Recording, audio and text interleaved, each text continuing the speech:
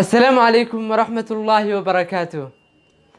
عاويتو waxaan rajeynaynaa inaan muuqaalkan aan kuugu soo gudbiyo. Muuqaalkan waxaan kala hadli doonaa wax aad adiguba inta badan aad rajeynayso. Waxaan la hadli doonaa naftaada, waxaan dhihi doonaa fariin aad ku anfici doonta. Waxaan ku leeyahay oo muuqaalkan uu ku saabsan yahay noqo qof adag. Waayaha ku soo mari doona waxay ahaan doonaan kuwa adag. adiguna waxaa tahay qof raba inuu gaaro fikta sare sida la aligeed caqabado badan iyo dhibaatooyin badan ayaa kugu imaan doona sida aan wada ognahayba guushu kuma timaado si dhib yar dadka oo idil waxay ku arki doonaan inaad guushan kula timid si sahal ah sida la aligeed waxaan ku leeyahay walaal dhib walba oo kugu imaado intaad ku jirtid ka dhabeynta riyooyinkaaga waa inaad u adkaysataa way imaan doontaa dhibaatooyin waa lagu xagxagan doonaa dadku wax way ka dhihi doonaan laakiin waxba ha u joojinin noqo qof adag adiga ayay noloshaada kugu xiran tahay qaabka ay noqon lahayd adiga ayaa laga rabaa qaabkaad ka dhigan lahayd war maalmuhu iyo ayaamuhu waa imtixaan adiga ku imtixaamayaan adiga ku imtixaanayaan sida la aligeed الله سبحانه وتعالى وحكوش القرآن الكريم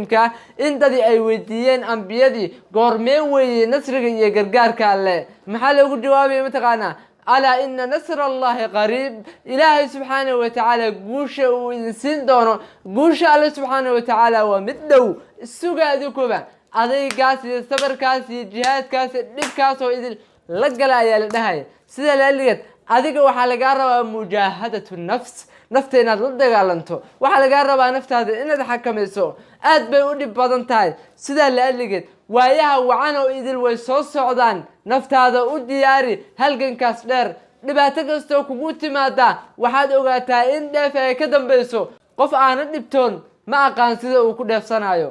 sida wada ognahay waxaan beeranaa beer waxa ay soo baxdaa waqti dambe markaasna waxaan ku noqonaa dad hanti leh maxaa waan u soo dhibaatoonay kadib ayaan guranay miraheeda man jadda wajad waman zara hasad yani qofkii dadaala uu heli walaale dadaal oo adkayso oo sabir oo tiigsigaaga yani dhagayso sideedaba qofka marka uu rabo inuu guuleysto waxaa laga rabaa in dhibaatooyinka uu markaasi yani wajihi doono caqabadaha tirada badan ee ka hor imaan doona waxaa laga rabaa in uu u adkaysto waxaan xasuustaa kelmad guushu way hadashay waxa la yiraahdaa halkee joogtaa markaas waxa tiri waxa la iga helaa aniga dhageyso guushu waxay tiri waxa la iga helaa caqabadaha gadaashooda dhibaatooyinka gadaashooda mixnadaha gadaashooda ayaa la iga helaa sida ay leedahay guusha ayada kula hadlayso sida la aligeed waxaan ku leeyahay kelmad qof la dhaho kelmadaha ugu wanaagsan marka laga hadlayo murtida iyo mahmaahda inta ugu badan yani kelmadaha Soomaali ay dhahaan waxaan ku dhihi lahaa kelmad ku wanaagsan hadal ahaan si kasto waqtigu uu ku idleeyo wanaag baa ku dambeeyne waayaha u adkaysa taagan sida la aligeed dhibaato walba waxa ka dambaysa dheef sida la aligeed saaxiib waxaan ku leeyahay adkayso oo noqo qof wanaagsan